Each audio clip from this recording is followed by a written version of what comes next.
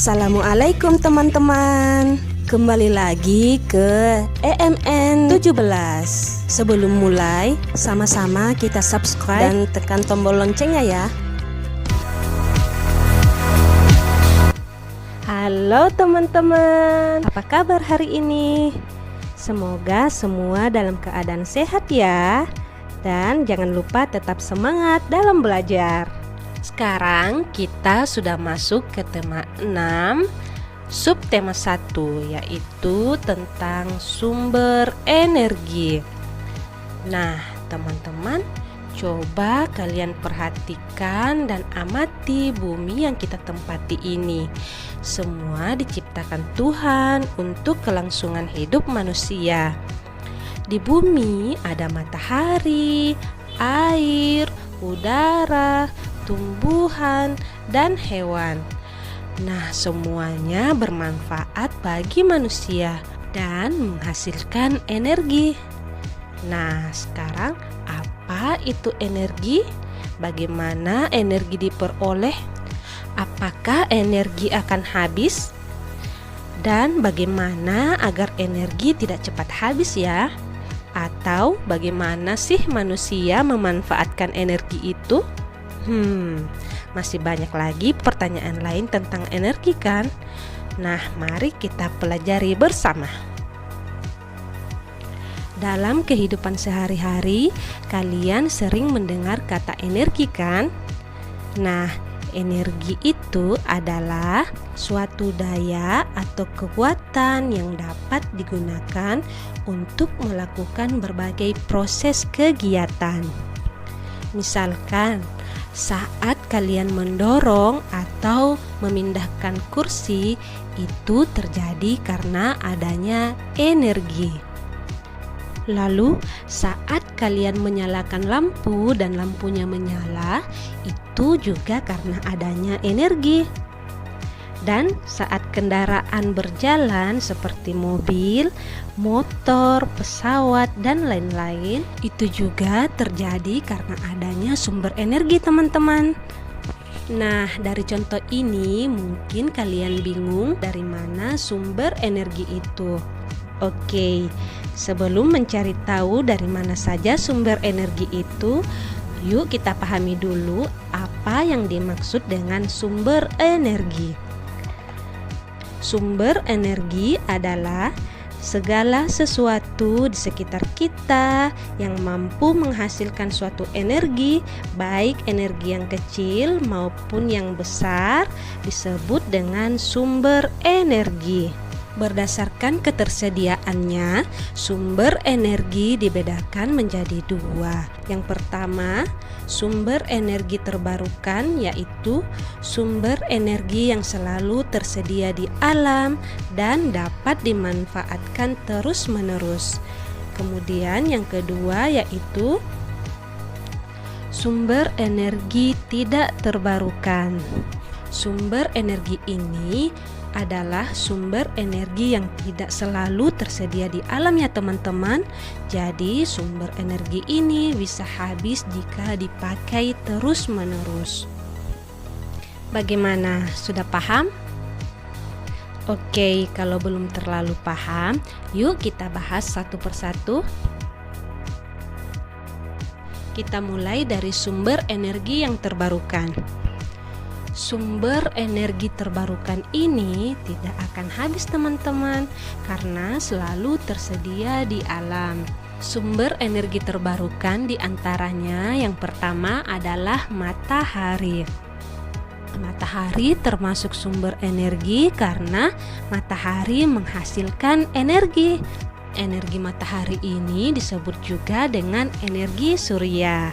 Dan matahari ini merupakan sumber energi terbesar di muka bumi ini ya. Energi yang dihasilkan adalah energi panas dan juga energi cahaya. Untuk membuktikan bahwa matahari adalah sumber energi, kalian dapat melakukan percobaan seperti di samping ini ya. Siapkan segumpal kapas atau kertas dan kaca pembesar. letakkan kapas atau kertas di sebuah wadah, kemudian pegang kaca pembesar di atas kertas atau kapas tersebut.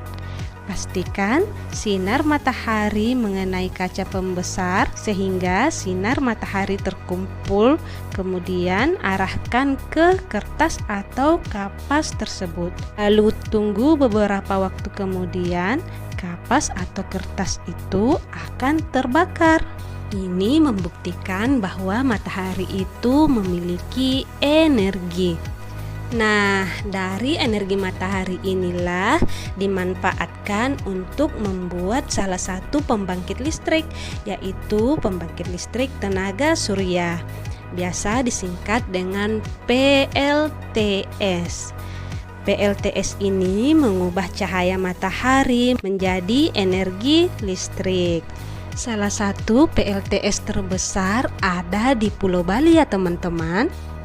Selanjutnya, manfaat energi matahari yang lain adalah dapat menyehatkan tulang kita.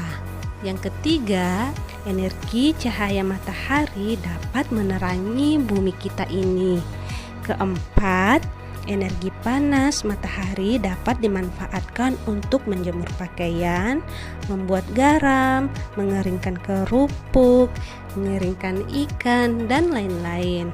Selain dimanfaatkan manusia, juga dimanfaatkan oleh tumbuhan. Nah, tumbuhan ini menggunakan energi matahari untuk berfotosintesis.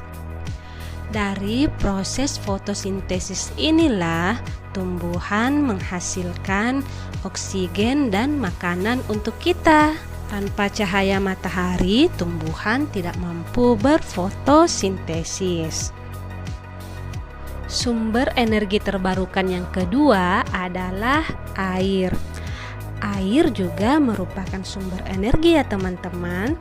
Nah, dari energi air ini juga dapat dibuat pembangkit listrik, yaitu pembangkit listrik tenaga air. Biasa disingkat dengan PLTA. Prosesnya yaitu air ditampung di sebuah bendungan, lalu air di bendungan dialirkan. Nah, dari aliran air ini memiliki kekuatan yang disebut dengan energi kinetik. Kemudian, energi kinetik air ini menggerakkan kincir atau turbin. Nah, dari gerakan kincir air atau turbin ini akan menggerakkan generator listrik, dan generator listrik inilah yang membangkitkan energi listrik, kemudian dialirkan ke setiap rumah warga. Di Indonesia ada banyak PLTA, di antaranya yaitu PLTA Jatiluhur ada di Purwakarta, Jawa Barat, PLTA Maninjau ada di Sumatera Barat, PLTA Karangkates ada di Malang, Jawa Timur, PLTA Sigura-gura ada di Sumatera Utara, PLTA Musi ada di Bengkulu, PLTA Gajah Mungkur ada di Wonogiri, Jawa Tengah, PLTA Bilik-Bilik ada di Sulawesi Selatan, dan banyak lagi PLTA lainnya. Oh iya, PLTA atau pembangkit listrik tenaga air tidak hanya menggunakan tenaga air yang dari bendungan, tetapi ada juga PLTA yang menggunakan energi ombak seperti di negara lain. Nah, kegunaan atau manfaat air tidak hanya sebagai pembangkit tenaga listrik saja ya teman-teman, tetapi yang paling penting adalah air sangat dibutuhkan oleh manusia, terutama untuk diminum. Nah, tubuh kita akan lemah jika kekurangan air, sehingga kita harus memiliki persediaan air bersih. Namun, tidak semua tempat tersedia air bersih yang cukup ya teman-teman. Di beberapa tempat bahkan harus membeli air untuk keperluan sehari-hari. Karena itu, kita wajib menghemat penggunaan air bersih walaupun kita tinggal di tempat yang cukup air bersih. Nah, sekarang banyak sumber air yang sudah tercemar. baik sumber air di kota maupun di desa. Kebanyakan pencemaran air ini disebabkan karena pembuangan sampah dan limbah ke air. Jadi, kita semua wajib menghemat penggunaan air bersih ya. Nah, caranya bagaimana? Yang pertama, matikan keran air sesudah digunakan. Jangan biarkan air mengalir terus dan terbuang sia-sia. Yang kedua, jangan menghamburkan air untuk keperluan yang tidak penting. Yang ketiga, kalau minum air harus dihabiskan ya. Jangan mengambil air minum lebih banyak dari keperluan kita sehingga sisa air minumnya terbuang sia-sia juga. Keempat, tidak membuang sampah dan limbah ke sumber air. Oke, teman-teman. Nah, dari gambar di samping ini, manakah yang mencontohkan perilaku hemat air? Beri tanda centang ya. Oke, betul sekali. Gambar pertama adalah mengambil air minum sesuai kebutuhan kita dan menghabiskannya. Kemudian gambar kedua yaitu mematikan keran air saat tidak digunakan lagi sehingga air tidak terbuang sia-sia. Dan gambar yang terakhir adalah menggunakan air untuk menyiram tanaman. Oke, selanjutnya kalian beri tanda silang untuk perilaku yang tidak mencontohkan hemat air. Wah, betul sekali. Gambar yang disilang pertama adalah gambar yang menggunakan air untuk keperluan yang tidak penting. Kemudian gambar berikutnya adalah gambar yang membuang air dengan sia-sia. Dan pada gambar berikutnya, membiarkan air mengalir terus di wastafel dan terbuang sia-sia. Sebaiknya air dimatikan dulu sebelum berkumur atau sebelum air dalam gelasnya habis. Oke, teman-teman. Selanjutnya, sumber energi terbarukan yang ketiga adalah udara. Selain matahari dan air, sumber energi lainnya adalah udara. Udara yang bergerak disebut bayu atau angin ya teman-teman. Nah, angin ini yang memiliki energi kinetik seperti halnya air mengalir pada bendungan tadi. Energi kinetik dari angin ini juga menggerakkan kincir yaitu kincir angin. Kemudian kincir angin menggerakkan generator listrik, lalu generator listrik ini akan membangkitkan energi listrik. Pembangkit listrik dari bantuan angin ini disebut dengan pembangkit listrik tenaga bayu atau biasa disingkat dengan PLTB. Oh iya teman-teman, PLTB terbesar di Indonesia ini ada di Kabupaten Sidrap ya teman-teman, di wilayah Sulawesi Selatan. Sumber energi terbarukan yang keempat adalah makanan. Nah, makanan dapat membuat diri kita berenergi, sehingga makanan dapat juga dikategorikan sebagai sumber energi. Baik makanan dari hewan maupun dari tumbuhan, bahan makanan ini menghasilkan energi kimia bagi tubuh. Kemudian energi kimia ini diantaranya diubah menjadi energi gerak dan energi panas untuk melakukan aktivitas sehari-hari.